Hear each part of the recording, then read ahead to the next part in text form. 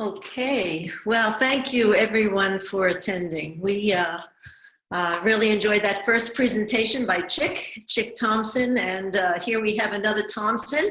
Shanti Thompson is, we've worked together for decades here at Legacy. And in our presentation, I wanted to set a context. And so we're going to start sharing, and we do need to take off the picture because we are in a rural area and we want to be sure you can at least hear us. Let's see if we can get our PowerPoint on the screen. And current slide. Okay, Christine, can you see that? Yeah, we can see your screen. Okay, terrific. I would like to set a context specifically, and you may be wondering what Legacy International is. You may not be aware of the organization, but it's a 501c3 organization, nonprofit, and our home office is here in Bedford County, a rural county, and we have a second office in Washington, D.C. The mission is to equip emerging leaders to transform their vision and values into sustainable success. And for over 40 years, more than 8,000 alumni have impacted 700,000 people on 5 continents in programs focusing on diverse topics. It could be leadership, it could be entrepreneurship, healthcare, the environment, social cohesion. But in all of our programs, we take a values-based approach. And many of our programs include training participants how to design and lead service projects when they return to their schools and communities. And thus, it's a way of applying their knowledge and skills they learned in our program. So how does, looking for the next slide, how does Legacy International relate to after-school activities and summer camps? It's specifically through our social cohesion and leadership curriculums. Living Side by Side is a 36-hour curriculum that was implemented in Kyrgyzstan in 10 schools. It served 600 young people. It took place in 3 areas of the country in the south where there was ethnic conflict, and it was evaluated by the Stockholm International Peace Research Institute. We have another curriculum that we use, which is like the Leadership Development Initiative, and that was implemented in 105 schools in New York City. Also, it was through a Training of Trainers program. Our professional development training is for school districts or youth organizations, and everything that we do is fully interactive and experiential, and they're carefully designed to strengthen the social and emotional competencies. We do run, for the last 40 years, an international summer camp called the Global Youth Village, and that takes place here at our Bedford campus, where Living Side by Side is an integral part of the Global Youth Village experience. This summer, we are offering a virtual camp for young people. You know, when we were first accepted to present in a face-to-face situation, we were going to have people do some activities, and by experiencing those activities, we would then show how the role of the facilitator is critical in bringing forth certain kinds of qualities. In redesigning the session to make it virtual, I found that the critical role of the facilitator and how that role can enhance the 5 CASEL competencies that you know of: awareness of self and social awareness, self-management, relationship skills, and responsible decision-making, is applicable to both in-person and virtual exchanges, albeit it's much more challenging when it's virtual. So many of the after-school activities that are given are to enhance learning new things. Some are in twos or groups of small groups. Maybe they're playing games, maybe they're learning to cook, or maybe they are about students' personal health, or learning about financial literacy, or going on a field trip. So many wonderful after-school activities are offered, but we know that there are challenges that staff face. So before we dive into the role of the facilitator, we wanted to hear from you. And I was excited to hear that there are people from, at least in the last presentation, there are people from Maryland and from Tennessee, and that's very exciting. So we wanted to get everyone's opinion. And we're going to bring up I'd like to read the question. It's only one question of a poll. Which is the most challenging aspect when implementing after-school activities? Is it the attendance? Is it managing the youth's behavior? Is it offering interesting and challenging activities? Or is it their active engagement, their participation in the activities itself? So let's take a minute, if we need it that much, and let's find out what that challenge is. For those of you that might be calling in by phone, we'd happy to have Christine, you can put up my email. It'll also be at the end of the presentation, and we'd love to hear from you as well.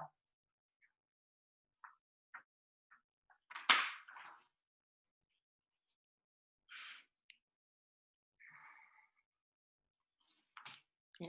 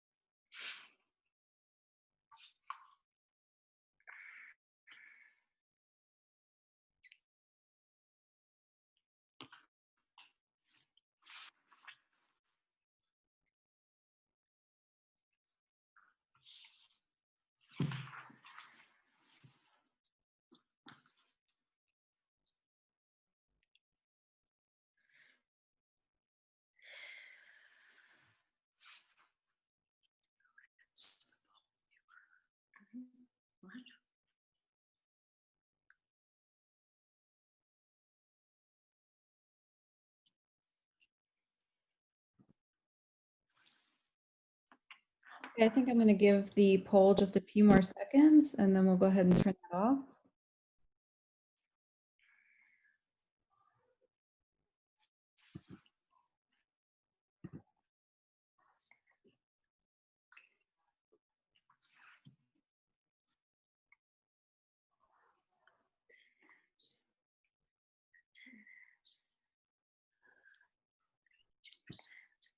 So everybody should be able to be seeing the poll results now. Interestingly enough, for those on the phone, in terms of getting them attending, having them come to after-school activities, there was 32%, which equaled the participation of the active engagement of young people, also at 32%. And not too far behind was actually managing participants' behavior.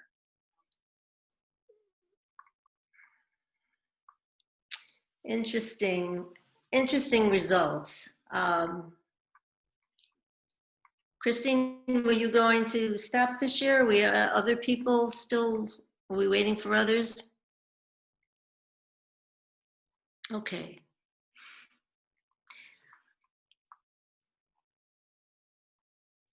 All right. 25 people voted. All right.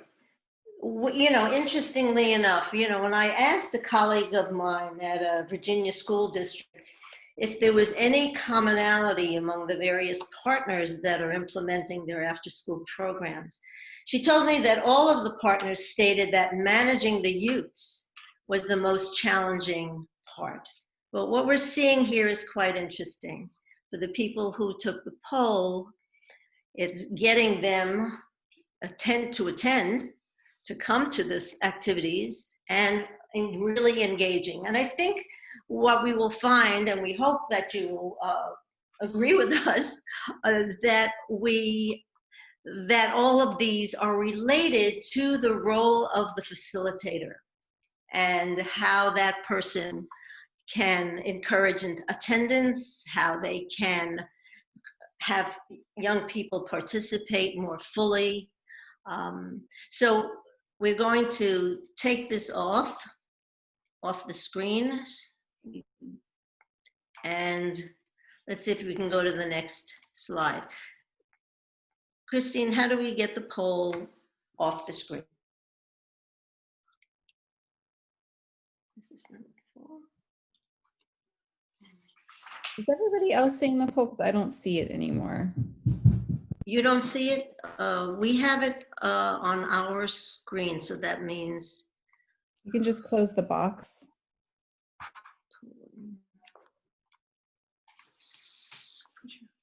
We don't see it on your screen either. okay, share results. Seems like poll closed, sharing, stop sharing. Okay, of that. Nope, it's not going off our screen. Stop sharing. Yeah, you can just close it in the corner. In your corner, I'm not sure about our corner. Oh, here we go. Oh, thank you, Christine. No worries. So you All right, so I've skipped a slide. I want to go back and go back. All right, this was the poll. All right, there are various types of facilitators that we're familiar with. There is the facilitator who's a mediator in courts or among companies that maybe they have an intellectual property dispute. There's another type of facilitator that we are familiar with in terms of maybe it's grief counseling, maybe it's a group that's coming together about addiction, drugs or alcohol. That the role of that facilitator is quite critical. But this presentation is specifically about the role of the facilitator in after-school activities that go during the school year and summer camps per se. In general, facilitating a group of youths is very different than academic teaching, where information and knowledge must be imparted to enable youths and school systems to attain to state and federal standards. So let's go find out what it is. Hello, everybody. This is Shanti speaking now. And when we look at the definition of a facilitator in the context of working with youth and something that's designed to support learning, so a facilitator is one who guides learners through a collaborative process using what we are calling structured learning activities. So those learners can be one person at a time or can be a group. It can be really anytime you have more than one person in the room, you're working with a group. And a collaborative process then is possible. It represents an opportunity for learning. The word facilitator itself gives us a clue as to the attitude that we need to have when we're taking a facilitation role. It's someone who makes it easier for other people to do what they need to do. So that a facilitator has a certain element of being a servant to the learners. So we talked about structured learning activities. What is that? There are really 4 elements. Lots of times when we do activities with students, we omit elements 1, 3, and 4. We're simply focused on the activity. But when the goal is to promote social and emotional learning, if we can add these 3 other elements, it makes a huge difference in terms of the raw material and the opportunity that you have to support that learning of social and emotional skills. The first one is introduction or setup. Before you do anything, you explain what it is, why we're doing it, how long it's going to take, and maybe some areas in which you want to point the participants' attention to.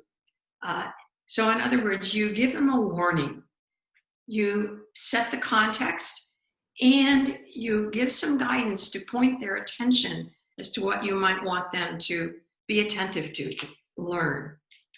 Then the activity occurs, and the long list of possibilities. It might be a field trip, might be a cooking project, an art project, a group problem solving opportunity, whatever it is.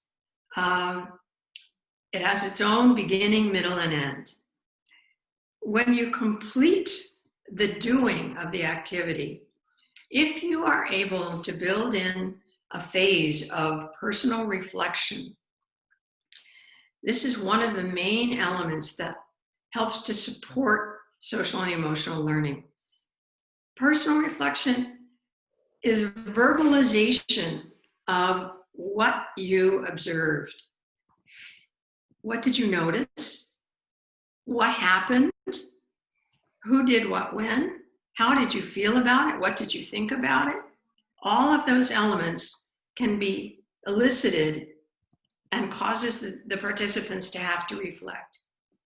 Then the fourth, and I'm using very general language here, but the fourth is leading a process which asks students to then draw conclusions.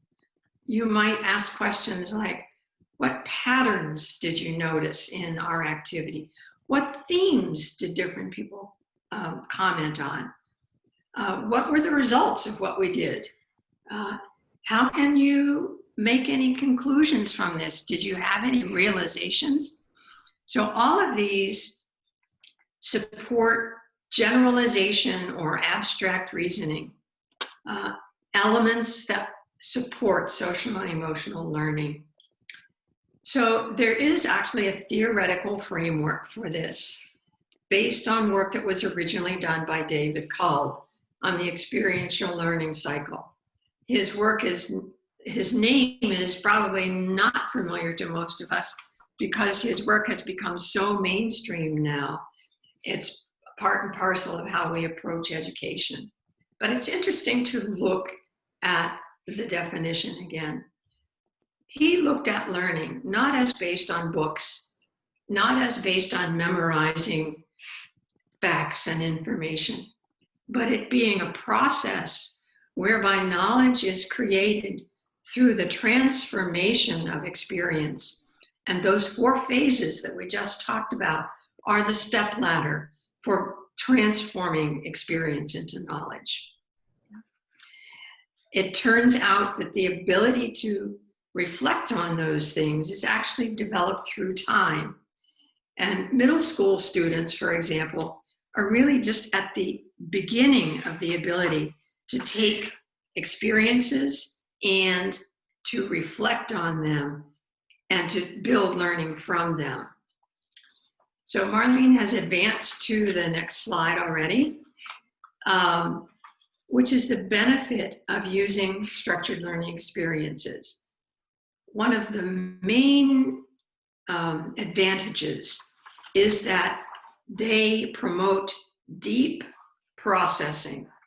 They create teachable moments, and they promote spontaneous exchange in which interpersonal communication becomes a priority. The elements of social and emotional learning draw heavily on and deeply involved with interpersonal communication. So having structured learning activities takes learners through a process where they can observe, observe, and respond. The experiences can be later reflected upon. The conversations elicit sharing of information, verbal expression of opinion, in which others are listening carefully. And they provide an opportunity for practice, trial, and error in using new skills. how these relate to the social and emotional competencies.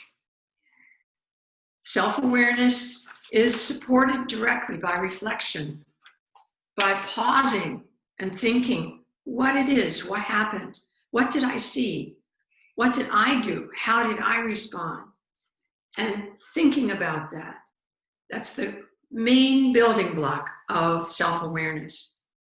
Social awareness, we know, is ourself surrounded by others. Spending the time thinking about listening to others as they share their ideas, as they share their observations, what they heard, what they saw. We begin to realize that others see things differently than we do. Others notice different elements than we do.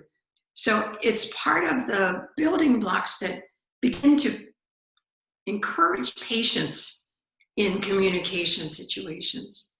And then realizing how others responded is very different than how I responded. You begin to wonder why, and you begin to wonder why with less judgmentalness.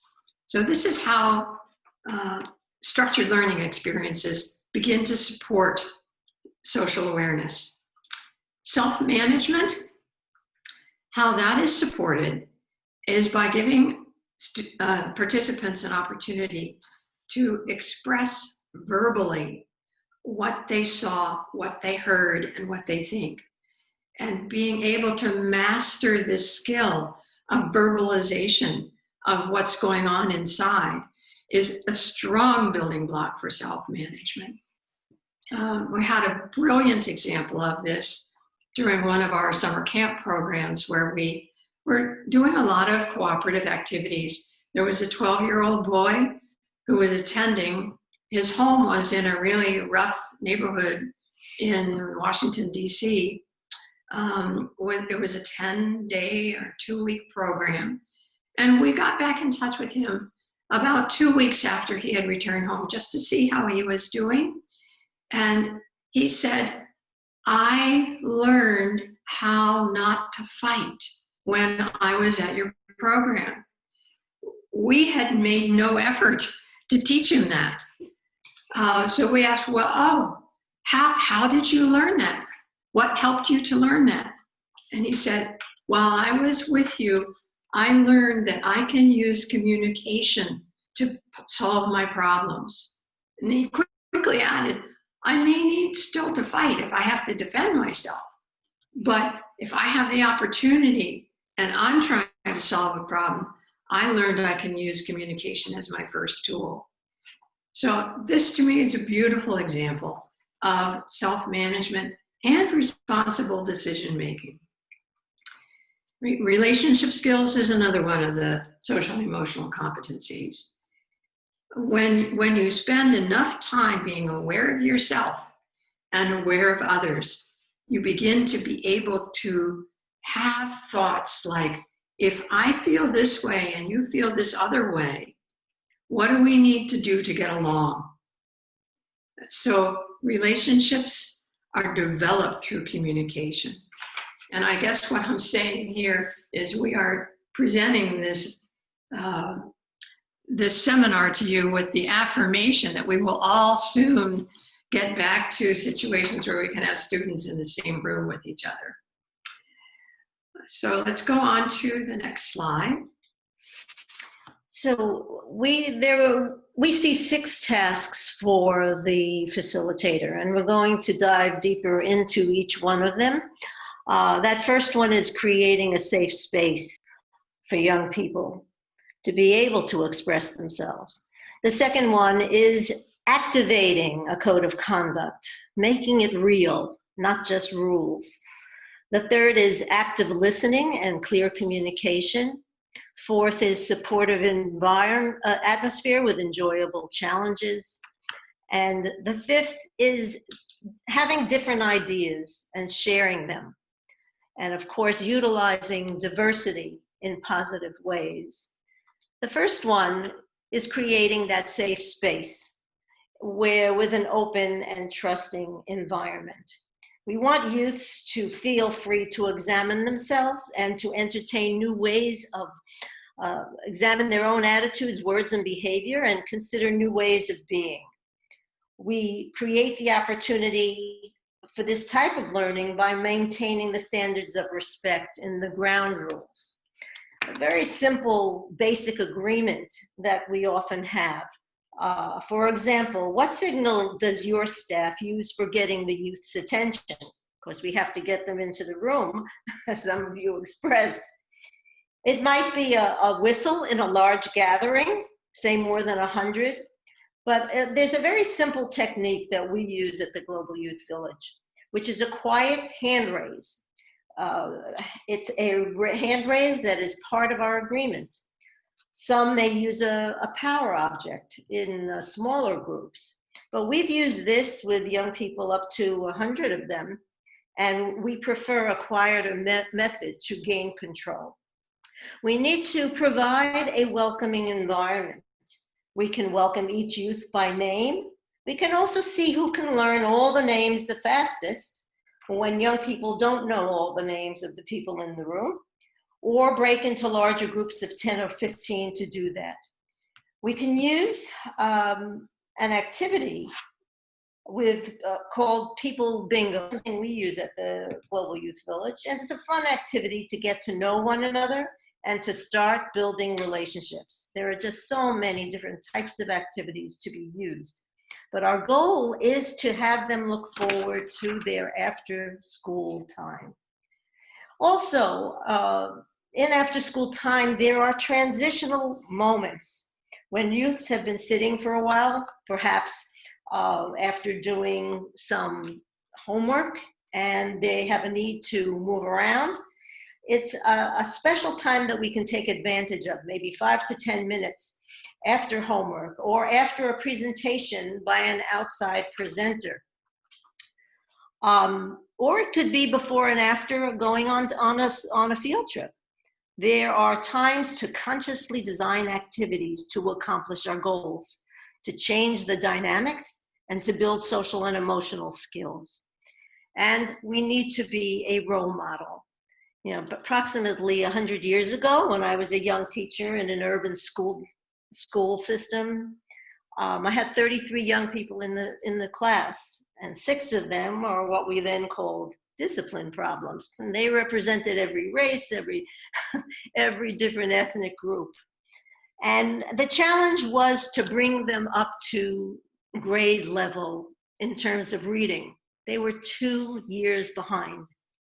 But they gave their cooperation because they knew I wanted them to succeed more than anything else.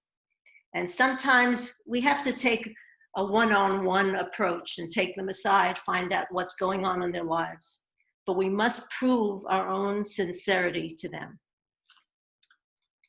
So, concerning the second task, it's promoting and activating a code of conduct or a set of ground rules. So I know most schools have a code of conduct statement. It's posted on the wall. It's probably in every classroom. And the idea is that that same code will be carried into the after-school activity environment. Most of the time, that code of conduct gets looked at in terms of rules. This is what's supposed to happen. And the adult in the room is supposed to make it happen. However, when we are looking at connecting a code of conduct to social and emotional competencies, I challenge you to flip the equation. Let's think about a code of conduct as basis for relationships, not for rules. How can we make this a tool for relationship building for the participants in the room? What is the key? And so that you don't, as the adult, feel like these are rules that you have to enforce. We propose that the key is engaging the youth in discussing, defining, and understanding the impact of each element of that code of conduct for themselves. Once they have internalized it, it can become more spontaneous. So rather than you explaining what the elements of the code of conduct mean, break them into small groups Have conversations with 3 or 4 young people in simultaneously in different groups, and have them go through each point and explain it to each other. What does active listening look like? What does respect look like? What does it look like on your face when you're respecting someone else? What do you do with your eyes when you're actively listening? So you can promote this conversation with questions, but let them use their own words to describe the meaning to each other. You will find that this is a key to discovery of why it is that it's important and how following this code of conduct can help me feel better in a group situation. I have a beautiful example of how code of conduct was internalized.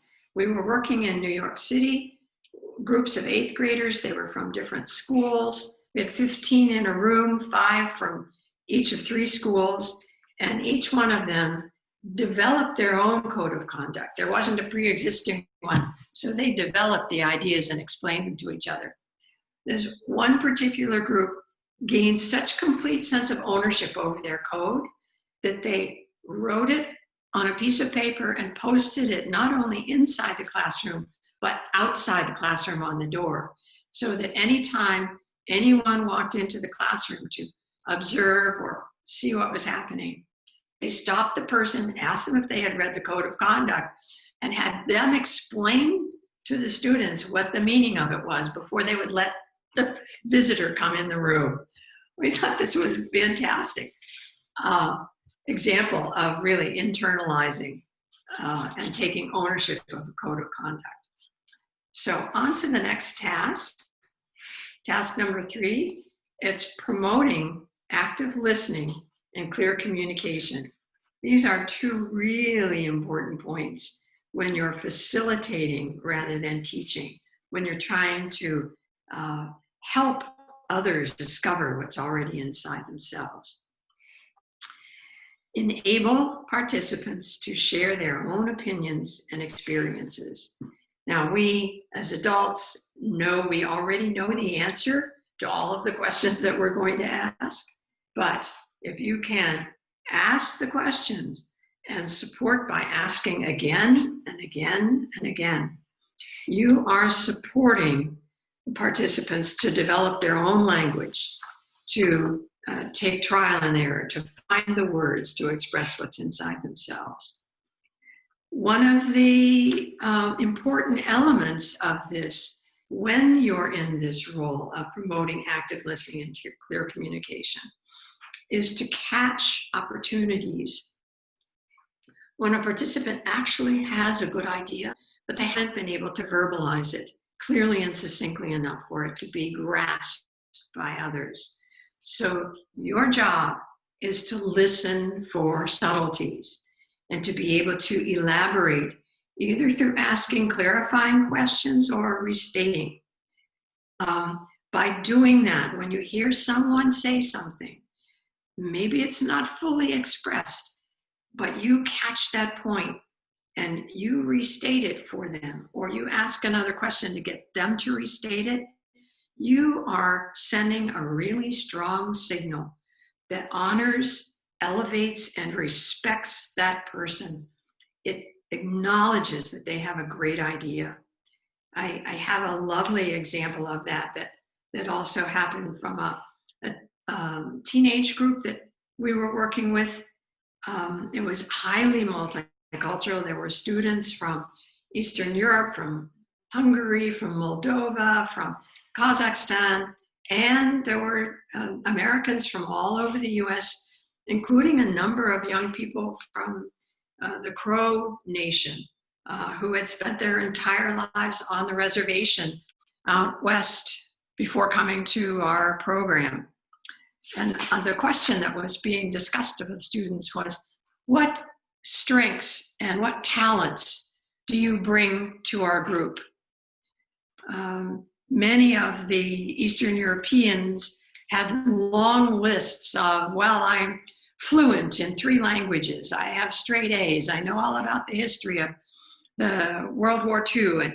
And one of the Crow boys, he passed the first time. He didn't have anything to say. He didn't identify any talent in himself. So I said, well, we'll come back to you at the end. I'd like to hear what you have to say at the end. When we went back to him and it was his turn again, there was a long pause before he spoke. And then he said, well, my grandfather is a medicine man. That was his talent. That was his strength. I don't think anyone else in the room understood that. But because I was keyed into listening for the subtleties, I was able to explain to the others in the room how the position of medicine man was one of great honor in the tribe. And thus it was a credential of his statement in his community. It was a beautiful example, but it puts you on your toes for how to listen. So task number 4 is, how do you create a supportive atmosphere with enjoyable challenges? There are many ways to go about doing this. Encourage, but don't force anyone to speak. I just gave an example of how that operates. Many times you might want to require everybody to say something. You're standing in a circle. You go around the circle and each person speaks one after another. Maybe it's, what did you see on our field trip that was most interesting to you? It's a spontaneous answer, but if somebody's not ready to speak, that's fine. You can come back to them, but tell them that you're going to come back to them. Give them a chance to gather their thoughts. If you sense some confusion or tension in the room, maybe an offhanded comment, maybe somebody who's feeling really shy, deal with it. Ask for clarification. Bring out the comments. Support the creation, the finding of the language. Or if someone has said something that was slightly insulting or disturbing to someone, sometimes if you just need to stop the conversation and say, what did you mean by that? Can you state that in different words? Just simply pointing attention to it can sometimes be enough to stop the flow of action, to give the speaker a chance to rethink and change their comment. If they can't do it spontaneously, you can support by getting someone else in the circle to state, how could that be said in different words? Or you yourself say it. But the important point is, don't allow those disrespectful, insulting statements to go unaddressed. Keep your tone casual and supportive. It's important to remember that education comes from the Latin word educare, which means to draw out what's already inside. So your role as someone who is helping participants find their voice is very important as a facilitator.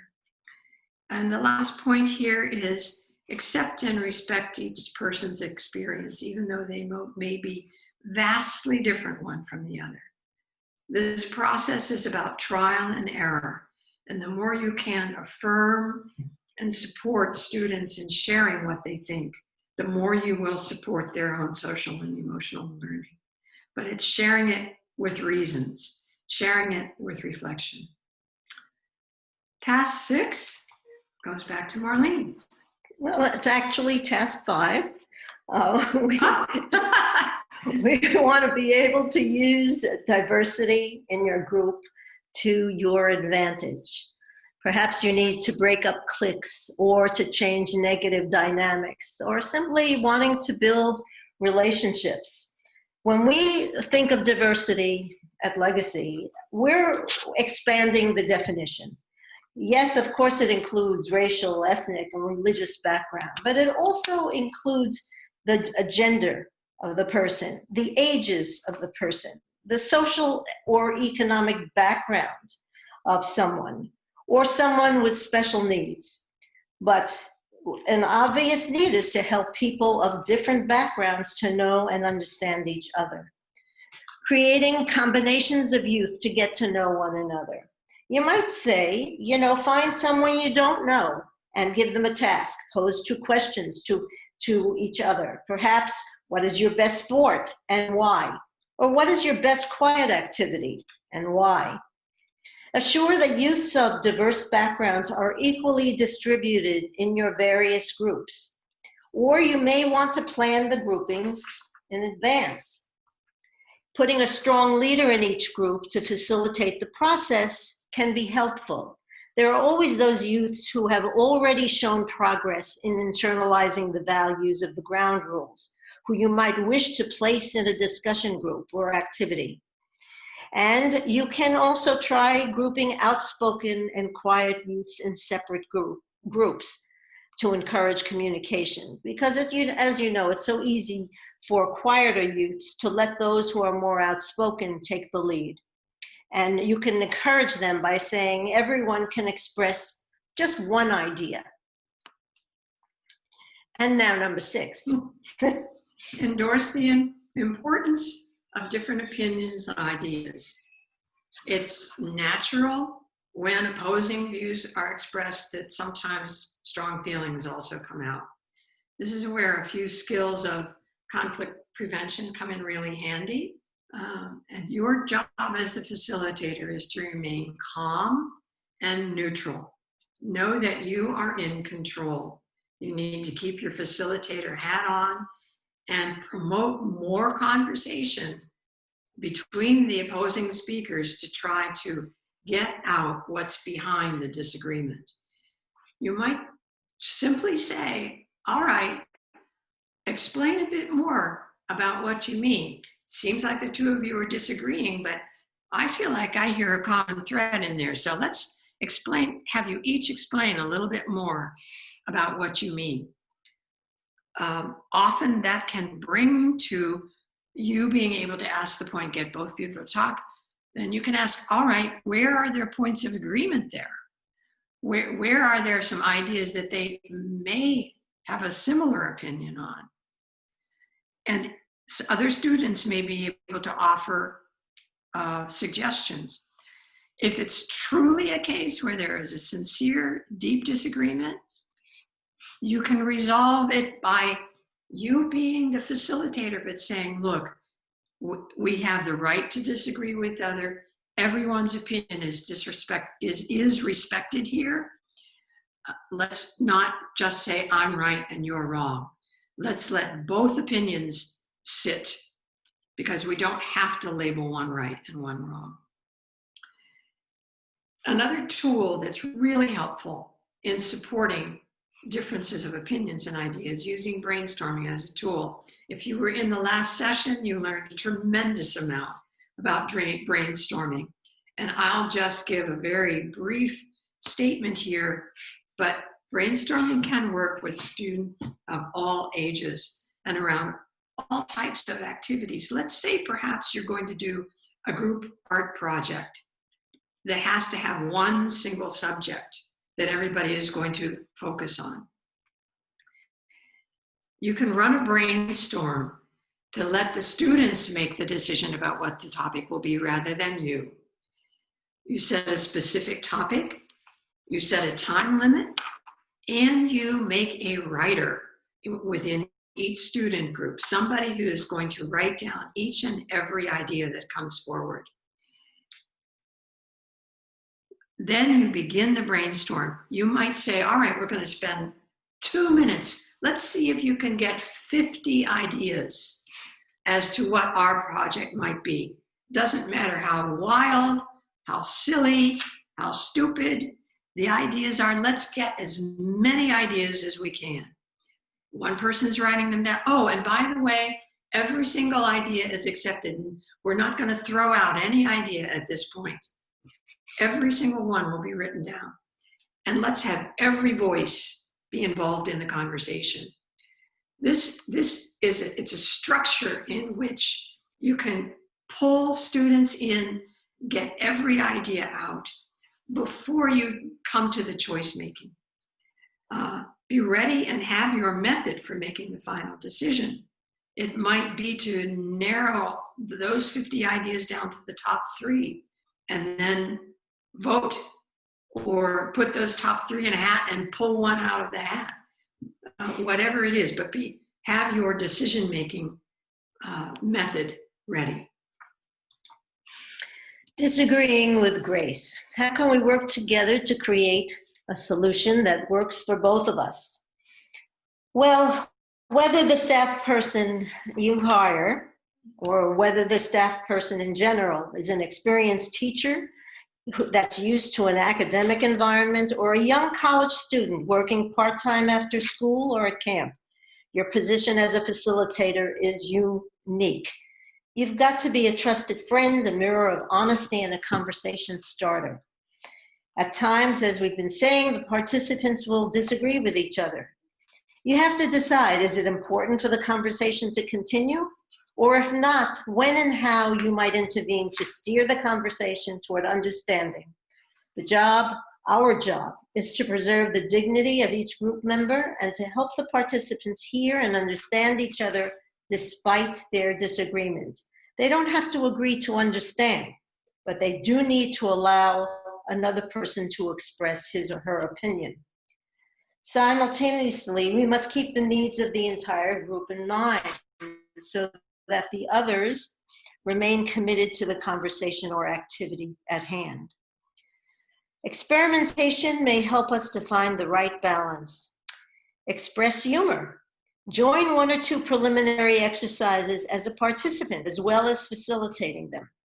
Share your opinions and personal information in the same way the youths are being asked to share. Most important, have fun. Enjoy their jokes and tell some of your own. These are all the ways to help youths relate to you so that they can better learn from the more serious times that we're together. So at this point, we want to stop sharing our screen and, well, actually, there's one more. Whoopsie. Let's go back a second. Yeah, here is our email and website. It's legacyintl.org/living side by side. We'll give you some good ideas, or we're happy to hear from you as well. My email is marlene@legacyintl.org. Okay, so we can stop sharing and hope that we have, whoopsie, and come back to our Zoom.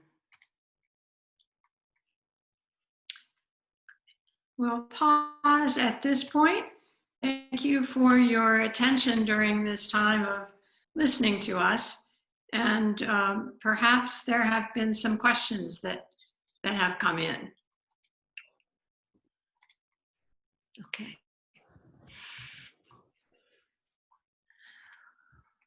Oh my, lots of questions. Or lots of statements. Okay,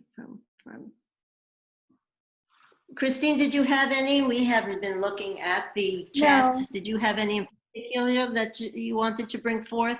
We have a few more minutes before the end of the session. So it looks like there weren't too many questions, but if folks have questions that they've been kind of holding on to, feel free to throw that in there. But looks like, we have a lot of comments about kind of some reactions to the presentations themselves. One person, back when you were talking about the calls that you do to students to get their attention and the silent hand raise that you use. When you were talking about the code of conduct, I had my own reaction talking about how respect is so huge, because in my experience has been that students feel like adults don't really actually listen to them. So letting them know that you respect and care and hear and see what they're saying is something that's really important. And somebody else, Christina, also kind of echoed some of those same comments. Diane appreciates the modeling in the presentation, how, you all, as you're talking about this, have like a very warm and peaceful demeanor, and that's something that, with children, they're going to pick up on your energy, and they know, like, if you're calm, and that calms them down as well. They pick up on all that. And somebody else, Jennifer, is agreeing on that. I'll just make a comment about the silent hand raise. Someone mentioned that. The key that makes it work is as soon as you see one hand up, when you see it, you raise your hand. So it spreads around the group. It's not just the person who's trying to get the attention that raises the hand. It's as soon as you notice it, you raise your hand as well. It's the wave that helps that silent hand raise technique actually work. And it looks like there's a question here that said, any comments on applying this to a virtual session? Yes. We are in the process of believe it or not, we had to cancel our summer program this year. For the first time in 40 plus years, and I'm sure everybody understands why. And we are in the process of creating an online virtual camp for our participants. Learning how to work with the technology is, in and of itself, it's like learning a new language. Having a Zoom program that allows for breakout sessions is one thing it's an ingredient that helps to make facilitation possible. In this context, we had to talk at you because we couldn't break you into groups of 8 and have you discuss among yourselves, which would have been a way of attaining that group interaction. So it's having the features and the mastery of the features to be able to build in interactive elements, even though it's virtual.